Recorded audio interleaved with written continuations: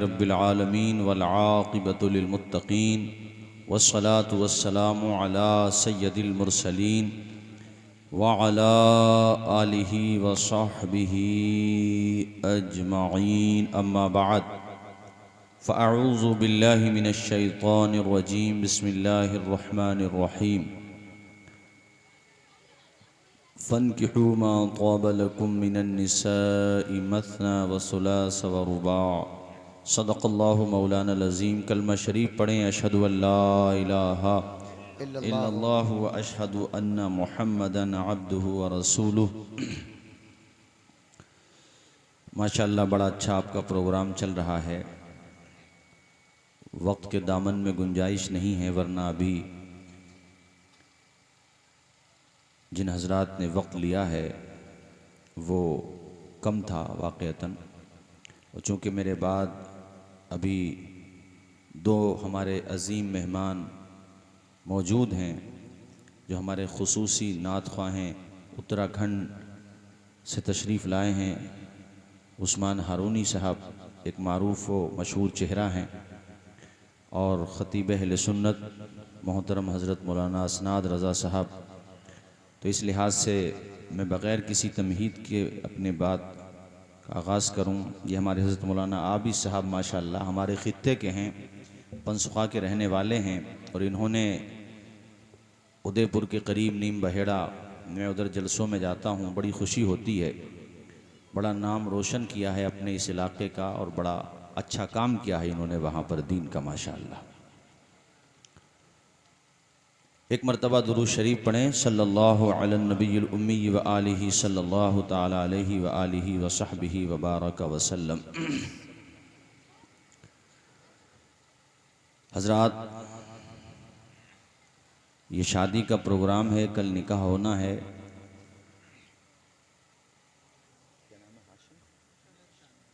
शान आलम अज़ीज़म मोहम्मद शान आलम,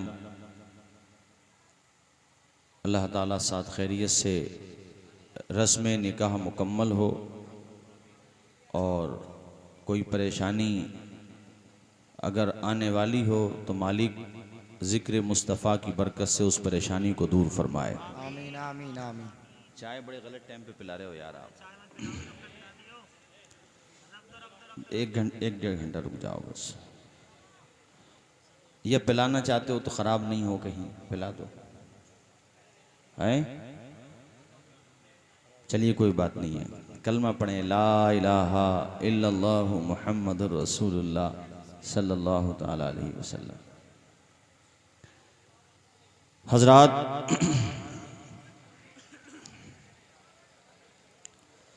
निकाह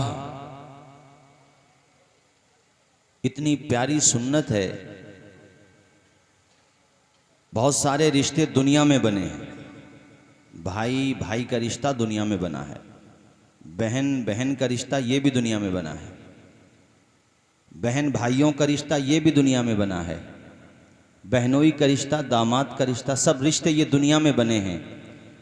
मगर मियाँ बीवी का वो रिश्ता है जो दुनिया में नहीं बल्कि जन्नत में कायम हुआ है। बेशक, सुभान अल्लाह सुभान अल्लाह।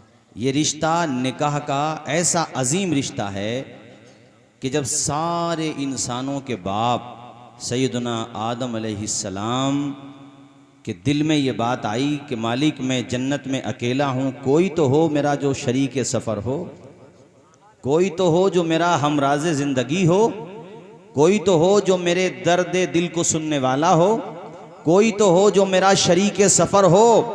तो अल्लाह ताला ने हज़रत आदम की बाईं पसली से हम सब की माँ हज़रत हव्वा को पैदा फरमाया। सुभान अल्लाह सुभान अल्लाह। और इस तरह से ये रिश्ता निकाह का रिश्ता ये जन्नत में पैदा हुआ है, यानी जन्नत के अंदर कायम हुआ है ये रिश्ता निकाह का। तो ये जन्नत की सुन्नत है और फिर ये हमारे प्यारे नबी की प्यारी सुन्नत है। बेशक। तो जब ये सुन्नत हमारे वहाँ पे अदा की जाए, ये रस्म हमारे वहाँ पे अदा की जाए, तो फिर जन्नत का रंग नजर आना चाहिए, जहन्नम का रंग नजर नहीं आना चाहिए। सुभान अल्लाह। शादी इस अंदाज में हो। अभी मैंने एक शादी देखी थी, 1 साल पहले की बात है माशाल्लाह, आपके मदाले ही से बारात गई थी। तो माशाल्लाह जो दूल्हा थे उनके भी सर पे अमामा था, जो उनके दोस्त अहबाब थे उनके सरों पे भी अमामा शरीफ मैंने देखा। तो मैंने रात भी एक शादी का प्रोग्राम था, वहाँ भी जिक्र किया। तो मतलब अपने यहाँ पर सुन्नतें ऐड करो, ज़्यादा से ज़्यादा सुन्नतें फैलाओ हुजूर की, और देखो जो सुन्नतों पे चलता वही कामयाब रहता है, वरना शॉर्टकट में जाने वाले एक्सीडेंट का शिकार हो जाते हैं। ये बात याद रखना, हादसे का भी शिकार हो सकते हैं। अमरोहा बारात गई थी, ये बात मुझे पंसख्वा में हमारे हैं, बहरहाल नाम खोलना सही नहीं है, वो बता रहे थे कि बारात गई थी अमरोहा, पूरी रात पूरे रास्ते डीजे बजाते गए और डीजों के आगे रीछों की तरह नाचते हुए गए। समझदार लोगों ने समझाया, जिम्मेदार हजरात ने काफ़ी तंबीह भी की, मगर जवान खून है, कह रहे थे कि वो गाड़ियों के शीशे नीचे करके वो सर निकाल के डांस कर रहे थे। इधर से तो बारात सलामत चली गई, मगर अत्तारी साहब उधर से सलामत नहीं आई बारात। हादसा हो गया, जिसकी बारात गई थी उसका भेजा पॉलिथीन में भर के लाना पड़ा था। मेरे साथियों, मौत आ जाती है जहां घर नहीं होता, बहुतों को तो कफन तक भी मयसर नहीं होता। अल्लाह ने अगर खुशी दी है, मैं मदाला, मवैडोल, नाठेर, हसनपुर, हैबतपुर, सिकंदरपुर, तमाम जितने भी ये मैं देख रहा हूँ यहाँ के लोग अहमदाबाद गए, दिल्ली गए, जाके कारोबार किया, अल्लाह ने रिस्क दिया माशाअल्लाह। एक एतबार से ये बड़ी खुशी की बात है कि हमारे लोग फाइनेंशियली मजबूत हुए हैं, सरमाया आया है, कई फ़ायदे हुए हैं। जब बंदा रोज़गार पे लगता है तो फिर उसकी तवज्जो कमाने खाने पे होती है, झगड़ों से ध्यान हट जाता है। और कामयाब वही है जो अपने बच्चों को एजुकेशन की तरफ लेकर के आए, बिजनेस की तरफ लेकर के आए, कमाने खाने की तरफ लेकर के आए। चूँकि लड़ाई झगड़ों का कोई अंत नहीं होता है भाइयों, नाम भी उन्हीं के जिंदा रहते हैं जिनकी नस्लों के हाथों में कलम होता है, जिनके बाल बच्चे पढ़ जाते हैं, उन्हीं का नाम रोशन रहता है। इसीलिए मेरे नबी ने फरमाया, बहादुर वो नहीं जो बदला ले, बहादुर तो वो है जो गुस्से का घूंट पी ले। थोड़ी देर का आदमी गुस्सा अगर पी ले तो दोनों साइडों को फायदा होता है, जिस तरफ का वो है उन्हें भी फायदा होगा और जिससे झगड़ा हो रहा उन्हें भी फायदा होगा। कहते हैं कि एक कदम पीछे हटाने से अगर झगड़ा खत्म होता हो तो कदम पीछे हटा लेना चाहिए, मोहब्बत में इजाफा होना चाहिए। तो यहाँ के जो लोग दूसरी जगहों पे जाके रोजगार तलाश कर रहे हैं, तरक्कियां कर रहे हैं, काबिल मुबारकबाद है। और मैं इन्हें शान आलम को और इनके वालिदे मरहूम जो आज इस दुनिया में नहीं हैं, मगर याद रखो खुशी के मौके हों या गम के मौके, अल्लाह ताला रूहों को मुत्तला फरमा देता है कि तुम्हारे घर में क्या हो रहा है। बेशक बेशक। और ऐसे मौके पर नफीस भाई अपनों की बड़ी याद आती है। निकाह, उससे पहले चेहरे पे मतलब माथे पे सेहरा, और ऐसे मौके पर बाप सामने ना हो तो यकीनन खुशी तो होती है मगर गम भी बहुत होता है।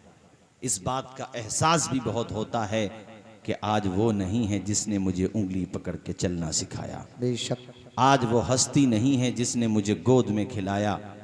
मालिक, ऐसा मौका हमारी आपकी किसी की ज़िंदगी में ना आए कि हमें अपने बाप का जनाजा उठाना पड़े, हमें अपनी माँ का जनाजा उठाना पड़े। मुझसे कारी अंजार साहब ने कहा था माँ बाप के हवाले से, इसलिए तकरीर में यहीं से आगे बढ़ाता हूँ कि माँ बाप वो पहले बचपने में निहाल भाई हम देखते थे चोटी शेरे के टाइम पे माँ भी रो रही है, बाप भी रो रहा है। अरे भाई हार तकसीम हो रहे हैं माशाल्लाह, वो हार तकसीम होते थे ना बच्चों को, और वो शीरनी भी तकसीम होती थी। अब वो माँ बाप रो रहे हैं, ये तो खुशी का मौका है, रो क्यों रहे हो? तो वो असल में वो आंसू जो होते हैं ना, पूरी ज़िंदगी का फ़लसफ़ा होते हैं कि बेटे यहाँ तक हमने पहुँचा दिया है, अब तक हमारी जिम्मेदारी थी तुझे संभालना, अब तेरी जिम्मेदारी है घर को संभालना जी। और वो एक खुशी के आंसू होते हैं कि ये लम्हा देखने के लिए माँ ने न जाने कितने सजदे किए, कितनी दुआएं की, तब जा कर के आज माँ को ये मौका मिला है कि वो अपने बेटे के माथे पे शादी का सेहरा देख रहा है। सुभान अल्लाह, बोलो झूम के सुभान। और माँ बाप, जिसकी माँ नहीं होती उससे पूछो कि माँ क्या होती है, जिसका बाप नहीं होता उससे पूछो बाप क्या होता है। आप असमोली गए, आप जोया गए, अमरोहा गए और पलट के ना आए, ईशा के वक़्त तक इत्तेफाक से मोबाइल स्विच ऑफ हो गया और आपने वजह भी नहीं बताई कि मैं कुछ ताख़ीर से आऊँगा, तो आपकी बस्ती मदाला में इंतज़ार करते करते आपके दोस्तों हबाब 12-1 बजे तक सब सो जाएंगे। फ़िक्र थी उन्हें, मगर आखिर में सोचेंगे समझदार है, आ जाएगा लौट के, कोई ऐसी बात नहीं है। लेकिन पूरी रात मुसल्ला बिछा कर के दुआ मांगने वाली हस्ती तेरी माँ की हस्ती होगी। उसे नींद नहीं आएगी कि पता नहीं मेरा बेटा किस हाल में है, उसने खाना खाया है कि नहीं, उसने पानी पिया है कि नहीं। और वो बाप होगा जो बार बार रोड पे जाएगा, बार बार जो भी गाड़ी आएगी उसे उम्मीद होगी मेरा बेटा आ रहा होगा। ये माँ बाप होते हैं मेरे साथियों। मुनव्वर राना के 4 मिसरे मुझे याद आते हैं कि बहुत ऊंची इमारत हर घड़ी ख़तरे में रहती है, बुलंदी देर तक किस शख्स के हिस्से में रहती है। ये ऐसा कर्ज है जिसको अदा में कर नहीं सकता, मैं जब तक घर न पहुँचूँ माँ मेरी सजदे में रहती है। सुभान अल्लाह, सुभान जिनकी माएँ जिंदा हैं वो काबिल मुबारकबाद हैं। अरे शादी का मौका है, अजीज़म मोहम्मद शान आलम, कल को तुम्हारा जब सेहरा, माथे से फूलों का सेहरा, हार भी फूलों के होने चाहिए, अपनी माँ के कदम को चूमना, उसके बाद बारात लेकर के जाना, क्योंकि जो कुछ मिला है वो माँ की दुआओं की बरकत से मिला है। और मदाला से रुखसती तब हो, उससे पहले बाप के कब्र की हाजिरी हो जाना चाहिए। वहां पे जाके फातिहा पढ़ो और उसके बाद बारात लेकर के जाओ। अरे आज भी अगर तुम बाप की कब्र पे नहीं जाओगे, उसकी रूह बड़ी मचलेगी। वो तो उसकी रूह तो देखेगी ना कि मेरे बेटे के माथे पे शादी का सेहरा है। माँ के कदम चूम के जाओ। और ये मैं सिर्फ शादी के हवाले से नहीं कह रहा हूं, बल्कि उमूमन हर तकरीर में कहता हूं। घर से बाहर जा रहे हो, अदर कंट्री का सफ़र है, या अपने मुल्क में कहीं दूर जा रहे हो, बल्कि मैं तो कहूँगा पास भी जा रहे हो, तुम माँ से कह के जाओ मैं वहाँ तक जा रहा हूँ, या उसका हाथ अपने सर पे रखवा लो। आज मैंने हज़रत रफ़ीक़ मिल्लत सैयद नजीब हैदर साहब का एक बयान सुना, बड़ा दिल खुश हुआ। हज़रत ने फरमाया जो माँ बाप के नाफरमान हो वो महरेरा फ़ोन न किया करें दुआ के लिए। हज़रत ने फरमाया तुम्हारा सबसे बड़ा मुर्शिद सबसे पहले तुम्हारी माँ होती है, तुम्हारा बाप होता है। अगर तुम अपने माँ बाप को नाराज़ करके ये समझते हो कि महरेरा वाले तुम्हारे लिए दुआ कर देंगे तो गलत फहमी है। हज़रत ने फरमाया कि हमें राज़ी करना चाहते हो तो पहले माँ बाप को राज़ी करो। अरे माँ बाप की रज़ा में खुदा की रज़ा होती है और माँ बाप की नाराज़गी में खुदा का गज़ब होता है। तो जब खुदा ही राज़ी ना होगा तो औलिया अल्लाह कैसे राज़ी हो जाएंगे। पहले अपने माँ बाप को राज़ी करो, उनके कदम दबा लिया करो और घरों से निकला करो तो माँ बाप के सर को चूम लो और उनका हाथ अपने सर पे रखवा लो। मुनव्वर राना के फिर मुझे 4 मिसरे याद आते हैं कि हमारे कुछ गुनाहों की, मुझे मिल गए, लखनऊ से आ रहे थे, मैं भी कहीं से आ रहा था, वो मिल गए, इसमें AC 2 टायर में मिल गए। तो मैंने तो पहचान लिया, वो मुझे नहीं जानते थे। मैंने बताया भाई राना साहब बड़ी अच्छी शायरी करते हैं आप, और आपने माँ के लिए जो पंथियाँ कही हैं, जो अशार कहें, बहुत अच्छे। फिर मैंने बताया अपने बारे में कि मैं तकरीर करता हूँ और मैं आपके अशार पढ़ता हूँ, तो बड़े खुश हुए। मैंने कहा मैं तुम्हारी ज़बान से सुनना चाहता हूँ। पूछने लगे कौन से अशार पढ़ते हैं। मैंने कहा आपने ये जो 4 शेर कहे माँ बाप के लिए, ये मैं तकरीरों में सुनाता हूँ कि हमारे कुछ गुनाहों की सज़ा भी साथ चलती है, अब हम तन्हा नहीं चलते, दवा भी साथ चलती है, अभी जिंदा है माँ मेरी, मुझे कुछ भी नहीं होगा, मैं घर से जब निकलता हूँ दुआ भी साथ चलती है। माशाअल्लाह, जरा झूम के बोलो सुभान अल्लाह। सुभान अल्लाह। अच्छा, सज्जाद निज़ामी मरहूम अपने मदाला भी आए थे, वो 2 मिसरे पढ़ा करते थे तरन्नुम में, मैं आपको सुना देता हूँ। माँ बाप के लिए इस नियत से सुभान अल्लाह बोलो कि जो फौत हो गए हैं अल्लाह उनको जन्नत दे दे, और जो बक़ैदे हयात हैं अल्लाह उनको लंबी उम्र अता फरमा दे। जोर से बोलो सुभान अल्लाह। वो जीते जी दुनिया में जन्नत का मज़ा लेंगे, वो जीते जी दुनिया में जन्नत का मज़ा लेंगे, जो बाप को खुश रखेंगे और माँ की दुआ लेंगे, जो बाप को खुश रखेंगे और माँ की दुआ लेंगे। अल्लाह अल्लाह, तुम कहोगे मौलाना तौसीफ रज़ा साहब, माँ बाप का तज़किरा कर रहे हो, क्या मिलता है माँ बाप की खिदमत करने से, माँ बाप की सेवा करने से? मैं बताना चाहता हूँ, जो माँ बाप का कहना मानता है उसे दुनिया में मोहब्बतों का पैगाम मिलता है, मरने के बाद हौज़े कौसर का जाम मिलता है। सुभान अल्लाह सुभान अल्लाह। जरा जोर से बोल दो यार, जोर से बोल दो माँ बाप के नाम पर। कहना माना करो, मोहब्बत किया करो, ये फसाना नहीं हकीकत है। अपनी माँ से, अपनी माँ से जिसे मोहब्बत है, गौर से पे तू क्यों नहीं कहता, माँ के कदमों के नीचे जन्नत है, माँ के कदमों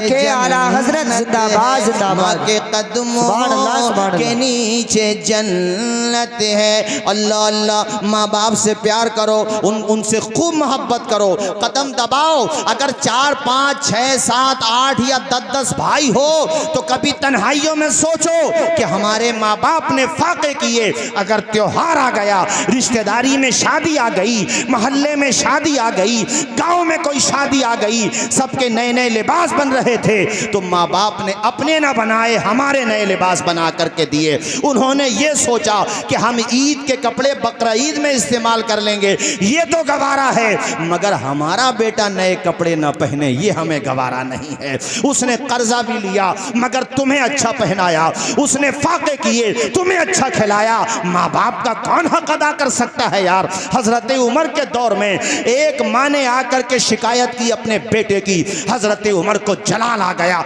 बुलाया, पहले तो समझाते रहे मगर इतनी हिम्मत किससे थी जो हजरत उमर से ज़बान लड़ाता, मगर वो शिकायत कर रहा था माँ की बार बार। हजरत उमर ने कहा इसके पेट पे एक भारी पत्थर बांध दो, भारी पत्थर बांध दिया गया। हजरत उमर ने कहा जरा कुछ चक्कर लगा मस्जिद के, उसने जब चक्कर लगाया हाँप के बैठ गया और बैठने के बाद कहता हजरत अब नहीं चला जाता, इतना भारी पत्थर आपने, वजनी पत्थर मेरे पेट से बांध दिया, कैसे चलूं?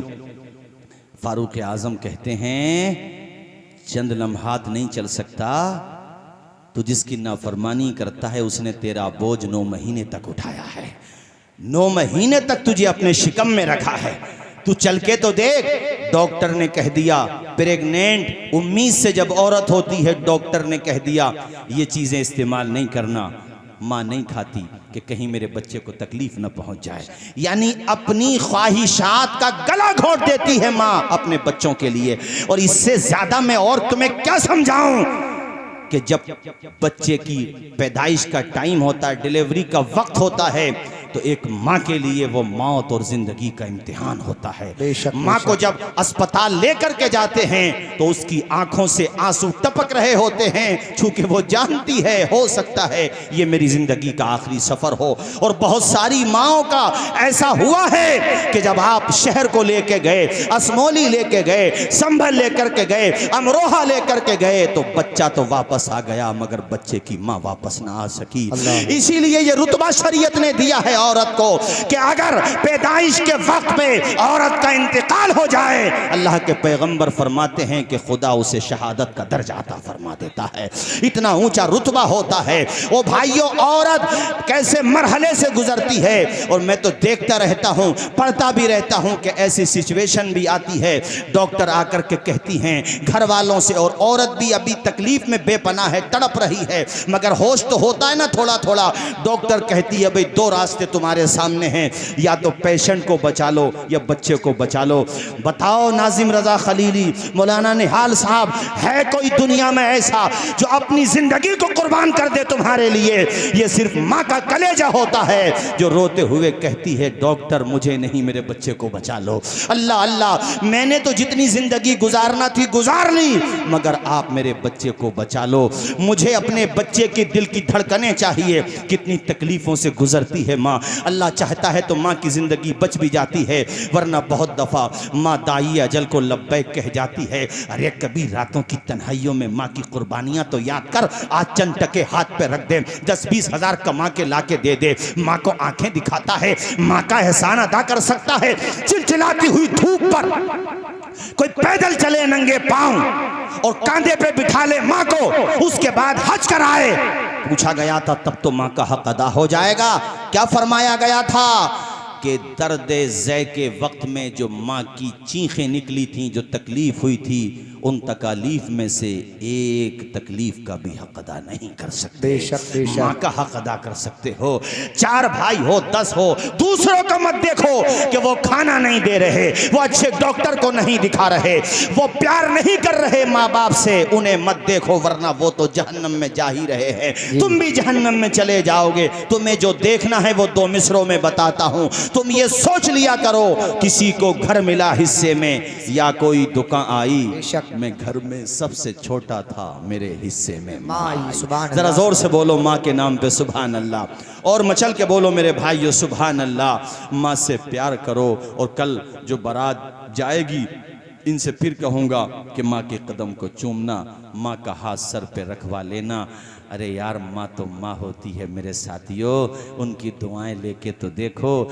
जिनके घर, मैं कहता हूँ जिन घरों में माँ बाप की खिदमत नहीं होती है, उन घरों में बरकत भी नहीं होती है। उस घर के किसी काम में बरकत नहीं होती जिस घर में भी माँ बाप की खिदमत नहीं होती। और माँ बाप को कितनी हसरत होती है शादी की, बोलो होती है कि नहीं? हज़रत अब्दुल मुत्तलिब के बेटे अब्दुल्ला जब जवान हो गए ना, तो उन्हें भी बड़ी हसरत थी शादी की। बेटे तो आपके 10 से ज़्यादा थे, 10 के आसपास, या 10 बेटे थे हज़रत अब्दुल मुत्तलिब के। हमारे नबी के दादा जान के 10 बेटे थे, यानी हमारे नबी के वालिद 10 भाई थे। मुतअद्दिद शादियाँ की थी उन्होंने, बहनें भी थीं, तो शादी की तमन्ना थी। और हम हज़रत अब्दुल्ला की पेशानी में नूर मुस्तफ़ा चमकता था। बल्कि एक तो शाम की मलिका थी, मुल्क शाम की, वो बाज़ाब्ता हज़रत अब्दुल्ला से शादी का पैगाम भेजती है, मगर किस्मत का सितारा तो सैयदा आमना के चमक रहा था। सुभान अल्लाह। शिकार पे गए थे मक्का शरीफ से कुछ बाहर, यहूदी पहचान गए थे कि ये आखिरी नबी के बाप हैं। उन्होंने हमला कर दिया, तो हमारे नबी के जो नाना हैं हज़रत आमिना के जो वालिद हैं हज़रत वहाब, वो भी वहाँ पर मौजूद थे। इत्तेफाक से आकर के यहूदियों ने हमला कर दिया अब्दुल्ला पे। वो कुछ दूर थे, देख रहे थे सारा मंजर। हज़रत वहाब कहते हैं कि जब उन्होंने हमला किया तो आसमान से मदद के तौर पे अल्लाह ताला ने हज़रत अब्दुल्ला को बचाने के लिए अपने फरिश्तों को भेज दिया था। सुभान अल्लाह सुभान अल्लाह। करीब आए, आकर के देखा और मन में बैठ गए हज़रत अब्दुल्ला। जाकर के अपनी बीवी से कहा कि मैंने अपनी बेटी आमिना के लिए एक लड़के का इंतखाब किया है। ए मेरी शरीक हयात, मेरी बीवी, ऐसा बच्चा पूरे जजीरतुल अरब में नहीं है कोई, इतना खूबसूरत लड़का नहीं मिलेगा कोई। उनकी बीवी ने कहा हमारी आमना का न सीरत में जवाब है न सूरत में जवाब है। हज़रत वहाब ने कहा मैं जिसकी बात कर रहा हूँ उसका मामला भी ऐसा ही है। तो कहा फिर देर क्या करनी। अच्छा, इससे पता चला कि रिश्ता बेटी वालों की तरफ से भी दिया जा सकता है और बेटे वालों की तरफ से भी दिया जा सकता है, इसमें ताख़ीर ना हो। रिश्ता अगर मुनासिब लगे तो मैं तो एक मशवरा ये भी देता हूँ, बहुत सारे लोग सिर्फ दौलत देखते हैं। दौलत है बहुत अच्छी बात है, ठीक है, लेकिन ये भी देखो कि एक रिश्ता ऐसा है जहाँ 10,000 रुपये सैलरी है मगर लड़का नमाजी है, उसमें कोई बुरा ऐब नहीं है। और एक वो है जहाँ 50,000 रुपये हैं मगर वो पौवा चढ़ा के सोता है। अगर उसको शराब की आदत लगी हुई है या और कोई बुरी आदत है तो फिर ये देखो कि हमारे लिए 10,000 वाला बेहतर है, चूंकि उसकी 50,000 नहीं 1,00,000 रुपए भी सैलरी होगी तब भी तुम्हारी बहन बेटी को खुश नहीं रख सकता है। अरे वो अपने आप को खुश नहीं रख रहा है तो तुम्हारी बेटी को क्या खुश रखेगा। उसकी जगह वो 15,000 रुपए कमाता है, बेचारा वो सिलाई करता है, मगर वो लड़का अच्छा है क्योंकि तेरी बेटी को इज्जत के साथ 2 वक्त की रोटी तो दे देगा और तुम्हें वक्त पर इज्जत भी देगा मेरे साथियों। इसलिए मैं आपसे कह रहा हूं, तकबीर, नारे रिसालत, नारे हैदरी, नारे गौसियत मसलके आला हजरत मद्दाख रसूल अनाम अलहाज उस्मान हारूनी खतीब अहले सुन्नत हजरत मौलाना असनाद अहमद साहिब किबला खतीब अहले सुन्नत हजरत मौलाना असनाद अहमद साहिब किबला मद्दाख रसूल अनाम अलहाज उस्मान रजा हारूनी नारे तकबीर नारे रिसालत।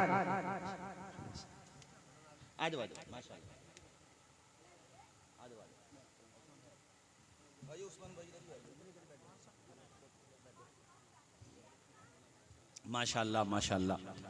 खतीब ज़ी वक़ार खतीब अहले सुन्नत हज़रत मौलाना कारी असनाद रज़ा साहिब किबला माशाअल्लाह जो अपने इस खित्ते में बड़ा काम कर रहे हैं माशाअल्लाह। करीम में रावा बुजुर्ग जा कर के रहमतुल उलूम देखो तो वाकई बड़ा दिल खुश होता है माशाअल्लाह।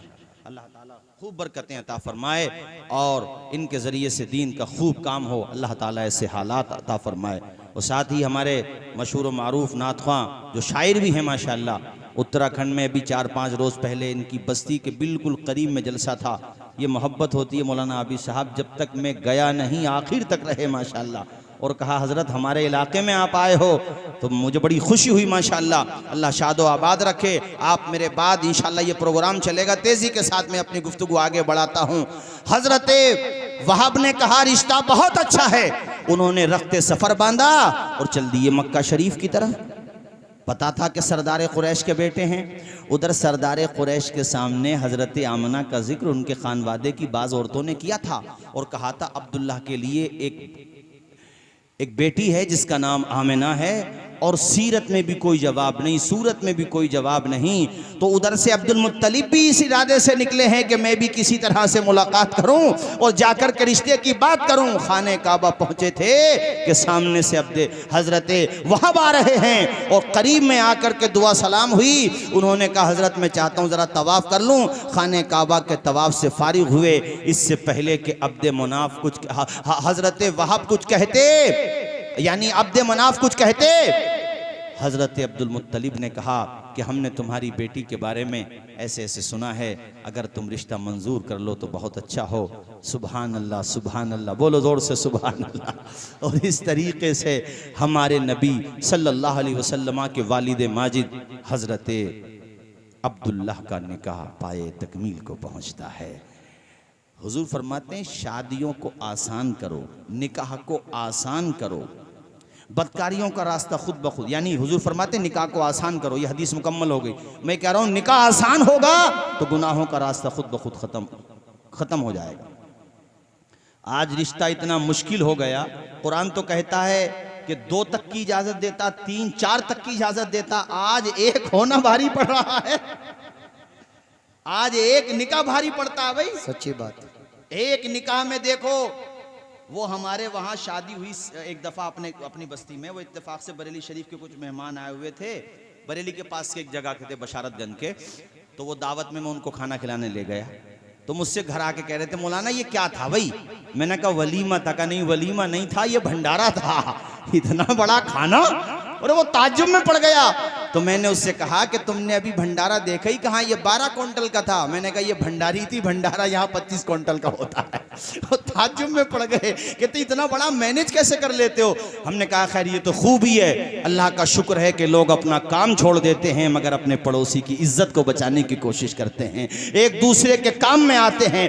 ना यहाँ खाना खिलाने के लिए मजदूरों को बुलाने की जरूरत है, पड़ोसी रिश्तेदार आस पास वाले अपनी एड़ी चोटी का जोर लगाते हैं कि किसी मेहमान को किसी तरह की कोई परेशानी नहीं। बेशक बेशक बेशक, ये काबिल तारीफ बात है। मैंने तुम्हें हजरत अब्दुल्ला के निकाह की दास्तान सुनाई तेजी के साथ, हजरत अबू साले का निकाह। उसके बाद मैं अपनी तकरीर खत्म करूं। ये गौसे पाक के अब तक जो तुम्हें सुना रहा था, नबियों के सरदार के वालिदे माजिद का निकाह सुना रहा था।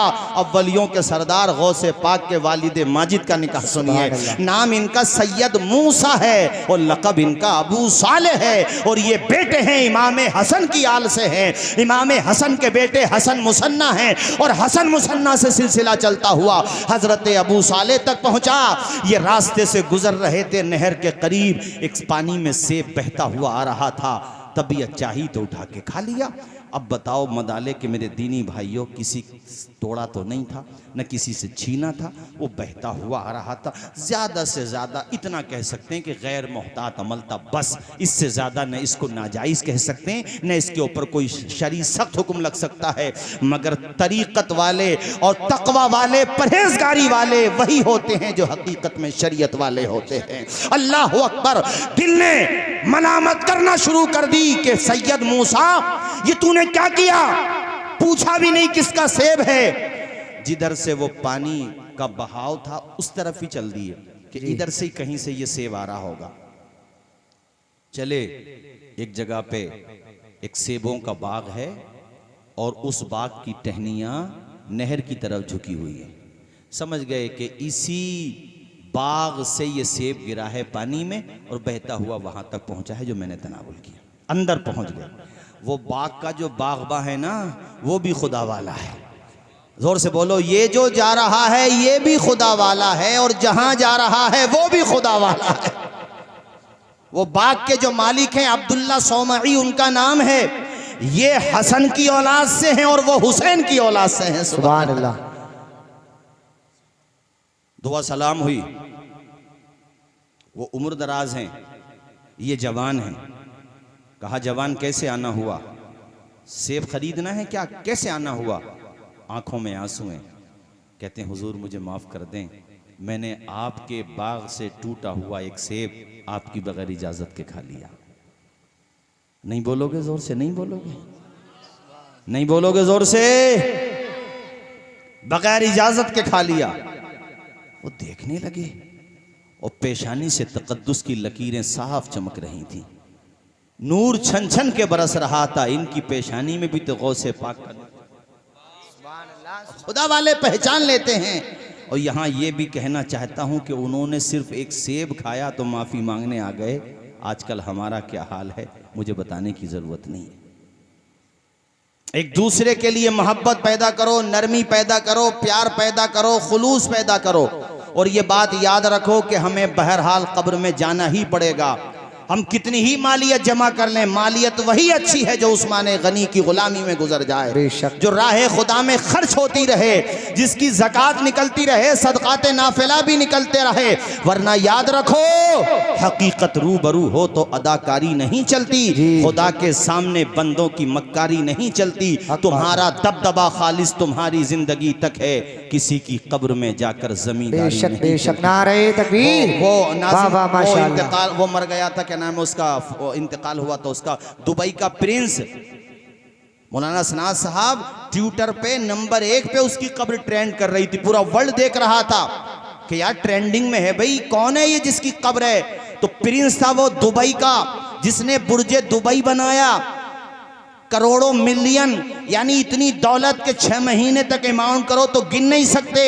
कब्र ट्रेंड इसलिए कर रही थी, सब ये लिख रहे थे कि दुनिया से गया तो कफन के ये भी 3 ही कपड़े लेकर के गया, इसके अलावा कुछ लेकर के नहीं गया। सब कुछ दुनिया में छोड़ के चला गया। ऐ मेरे साथियों, बताना ये चाहता हूं कि अपना पाकीज़ा रिस्क तलाश करो, खूब अमीर बनो, अपने पांव पे खड़े हो जाओ। अरे दौलत भी होना चाहिए, मगर सवाल ये है कि हलाल दौलत होना चाहिए, पाकीज़ा दौलत होना चाहिए।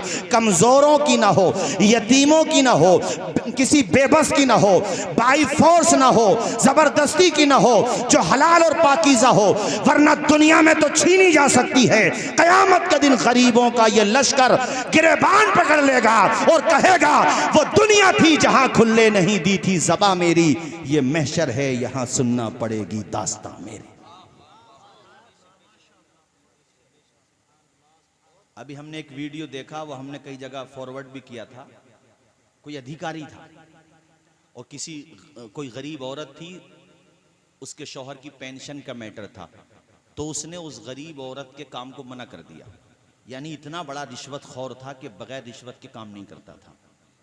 तो वो मतलब वो औरत बड़ी बद्दुआ देती हुई, तकलीफ के साथ, उसके घर पे फाकों की नौबत थी। वो औरत जो है बद्दुआएं देती हुई दुखे दिल के साथ वहां से वापस हो गई रोते हुए। तो उसका वीडियो है, मेरे पास भी है, आप देखना चाहें तो मैं भेज दूंगा आपको। उस औरत की ये दिल से बेसाख्ता दुखे हुए दिल से ये बात निकल गई कि अल्लाह तेरे मुंह में कीड़े पैदा कर दे। और याद रखो मौला अली फरमाते थे कि मैं ताकतवरों से नहीं डरता हूं, कमजोरों से डरने का हुक्म देता हूं, इसलिए कि कमजोरों के साथ खुदा की ताकत होती है। कमजोरों की बद्दुआएं नहीं लेना चाहिए, कमजोर की बद्दुआ पानी में भी आग लगा। खुदा की कसम ऐसा ही हुआ। उसका जो वीडियो बनाया तो उसके होंठ उठाए तो उसके मतलब होंठों के नीचे कीड़े पैदा हो गए। अल्लाह जब चाहे दुनिया में दिखा भी देता है, बेशक, वरना कब्र में तो अंजाम भुगतना ही है। हम एक बात कहते हैं, अमीरों का तर्ज जिंदगी देखो, अगर वो उस्मान गनी के रास्ते पर है तो समझ लो नबी का वफादार है और जन्नत के रास्ते पर जा रहा है। और अगर वो दौलत मिलने के बाद कारून बन गया, फिरौन बन गया और उसके दिल में जो है इस्लाम की मोहब्बत नहीं है, दूसरों की चापलूसी करेगा मगर दीन के लिए आगे नहीं बढ़ेगा और खर्च नहीं करेगा राह खुदा में, तो समझ जाओ फिर जहन्नम के रास्ते पर जा रहा है। बात सही है कि नहीं? ऊंचा बोलो, जोर से बोलो यार। कैसे लोग थे बताओ, एक सेब खा लिए। हजरत मुझे माफ कर दो, उन्हें भी तलाश थी ऐसे एक जवान लड़की, क्योंकि उनकी लड़की जवान थी। पहले तो रिश्ते भी तलाश किए जाते थे तो पेशानी में सजदों की तड़प देखी जाती थी, जेब की गर्मी नहीं देखी जाती थी। भाई सेब का बाग है, इसका मतलब मुनासना साहब अच्छे खासे अमीर है माशाल्लाह। और कहा बेटे क्या खाया तुमने? सेब। कहाँ? तो कहा तब तो तुम्हें सजा सख्त मिलेगी। कहा हुजूर कितनी सख्त दे लो, जो सजा देना है यहीं दे लो, कयामत के दिन दामन न थामना मेरा। अल्लाह अल्लाह, जोर से बोलो सुभान अल्लाह। कयामत के दिन मेरा दामन न थामना, मेरे नाना जान के सामने मुझे शर्मिंदगी उठाना न पड़े।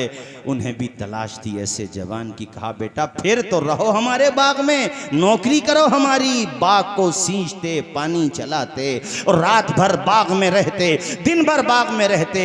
वो बागबां हजरत अब्दुल्ला देखते कि ये जवान कितना प्यारा है, पंज वक्ता नमाज तो पढ़ता ही है, इसके तो तहज्जुद के सजदे भी नहीं छूटते हैं, नमाज अव्वाबीन भी पढ़ता है, इशराक भी पढ़ता है। ये कैसा मुत्तकी परहेजगार जवान है कि बोलता है तो सच बोलता है और जब बोलता है तो गुलाम झड़ने लगते हैं लबों से। ये कितना प्यारा जवान है। अच्छा खासा वक्त गुजर गया, एक दिन कहने लगे अबू साले बुजुर्गवार अब तो मुझे छुट्टी दे दो, अब मुझे घर जाने दो, मेरे घर वाले इंतजार कर रहे होंगे। कहा बेटा जाना चाहते हो तो एक बात और मानना पड़ेगी हमारी। कहा वो भी मानूंगा, उसके बाद तो मेरी गलती माफ हो जाएगी। कहा माफ हो जाएगी। कहा वो बात क्या है? अब्दुल्ला सोमई ने फरमाया कि बेटा हमारी एक लड़की है जो जवान है, उससे तुम्हें निकाह करना पड़ेगा। एक मिनट के लिए नहीं सोचा, कहा मंजूर है, निकाह भी कर दो, बस मैंने जो सेब खा लिया है उसकी गलती माफ कर दो। झूम के बोलो सुभान अल्लाह और मचल के बोलो सुभान अल्लाह। कहा मंजूर है। बागबां कहते हैं बेटा लड़की के बारे में सुन तो लो पहले। का नहीं सुनने की जरूरत नहीं है, आप निकाह कीजिए और मेरी गलती माफ कीजिए, मैं रिश्ता मुझे मंजूर है, मैं निकाह के लिए तैयार हूं। कहा बेटे मेरी जो बच्ची है ना वो आंखों से नाबीना है, देख नहीं सकती, अल्लाह अकबर, कानों से सुन नहीं सकती, पैरों से चल नहीं सकती, हाथों से भी माजूर है। हजरत अबू साले ने कहा तब भी मंजूर है। सुभान अल्लाह सुभान अल्लाह। ये होते हैं खुदा वाले। उनका जिक्र हम लोग करते हैं तो इस नियत के साथ कि अल्लाह पाक उनके गुलामों के गुलामों के गुलामों के गुलामों में कबूल फरमा ले। बेशक बेशक यार सैयद तो सैयद ही होता है भाई, और सैयद की गुफ्तगू का अंदाज भी अलग होता है। बेशक उसके खून में खुददारी होती है। सुभान अल्लाह सुभान अल्लाह। ये देखें कैसा तकवा परहेजगारी। अल्लाह अल्लाह कहते कि मुझे मंजूर है। कहा बेटा सोच ले। का सोचने क्या है, बस कयामत में मेरा दामन नहीं पकड़ना, मुझे मंजूर है। निकाह हो गया और जब पहली मर्तबा अपनी ज़ौजा, इनका नाम है फातिमा उम्मुल खैर, यानी देखो उधर अब्दुल्ला सोमई वो भी खुदा वाले, जिसका निकाह हुआ है ये भी खुदा वाला, जो दूल्हा है वो तो खुदा वाला है ही, जो दुल्हन है वो भी अल्लाह की नेक बंदी है। सुभान अल्लाह। अपनी बीवी को पहली दफा देखा, हैरत में पड़ गए, जो बताया है उसके बिल्कुल बरअक्स है।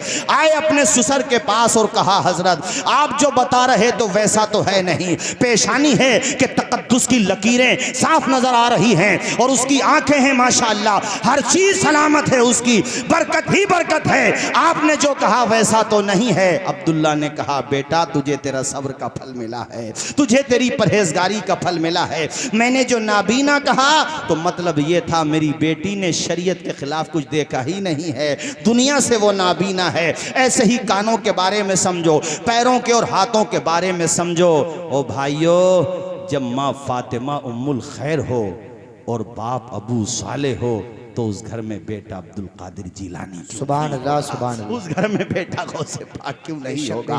यकम रमजान को दुनिया में तशरीफ लाए गौसे पाक, बहजतुल असरार और कलाइलुल जवाहिर, जो गौसे पाक की सीरत के हवाले से माखज़ की हैसियत रखती हैं। उन कुतुब के अंदर सारे हजरात यानी सारे सीरत निगार इस बात पर मुत्तफिक हैं कि गौसे पाक माह रमजान में पैदा हुए। यकम रमजान को अम्मी जान कहती हैं कि मेरा बेटा अब्दुल कादिर दिन में दूध नहीं पीता था, बल्कि वो दूध सहरी के वक्त में पीता था या फिर अफ्तार के वक्त में पीता था। हमारे गौसे पाक रमजान के रोजे रखते थे जब पालने में थे। हम अगर उनके नारा लगाना चाहते हैं तो यार हमें उनकी सीरत भी तो अपनाना चाहिए कि नहीं अपनाना चाहिए। कैसी शान वाले हैं। अल्लाह ताला हम सबको हुस्न अमल की तौफीक रफ़ीक अता फरमाए। अजीज़ इतना ही रखो कि दिल बहल जाए, इतना भी ना चाहो कि हमारी ट्रेन निकल जाए। वो मा अलैना इल्लल बलाग। चमन रहेगा, फूल खिलेंगे, ज़िंदगी रही तो इंशाअल्लाह अब उस्मान हारूनी और मौलाना असना साहब मिलेंगे इंशाअल्लाह। व मा अलैना इल्लल बलाग। अस्सलामु अलैकुम व रहमतुल्लाहि व बरकातुहू।